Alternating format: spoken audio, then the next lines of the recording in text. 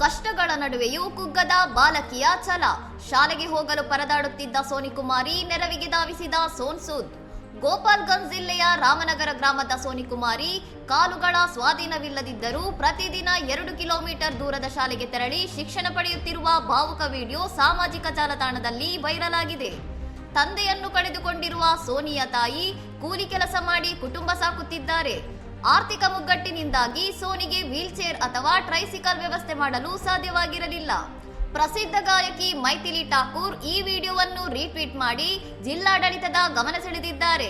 ಅಧಿಕಾರಿಗಳೊಂದಿಗೆ ಮಾತನಾಡಿದ ನಂತರ ಬಾಲಕಿಗೆ ಶೀಘ್ರದಲ್ಲೇ ಟ್ರೈಸಿಕಲ್ ಒದಗಿಸುವ ಭರವಸೆ ಸಿಕ್ಕಿದೆ ಎಂದು ಅವರು ತಿಳಿಸಿದ್ದಾರೆ. ಬಾಲಕಿಯ ಸ್ಥಿತಿಗೆ ಸ್ಪಂದಿಸಿರುವ ನಟ ಸೋನ್ ಸೂದ್, ಬಾಲಕಿಯ ವಿಳಾಸ ಕಳುಹಿಸಿಕೊಡಿ, ಆಕೆಯ ಮನೆಗೆ ವೀಲ್ಚೇರ್ ತಲುಪಿಸುವ ಜವಾಬ್ದಾರಿ ನನ್ನದು ಎಂದು ಟ್ವೀಟ್ ಮಾಡುವ ಮೂಲಕ ಮತ್ತೊಮ್ಮೆ ತಮ್ಮ ಮಾನವೀಯತೆ ಮೆರೆದಿದ್ದಾರೆ. ಸೋನಿಯಾ ಶಿಕ್ಷಣದ ಸಂಪೂರ್ಣ ವೆಚ್ಚವನ್ನು ಭರಿಸುವುದಾಗಿ ದುಲಾರಿ ದೇವಿ ಫೌಂಡೇಶನ್ ಮುಂದೆ ಬಂದಿದೆ.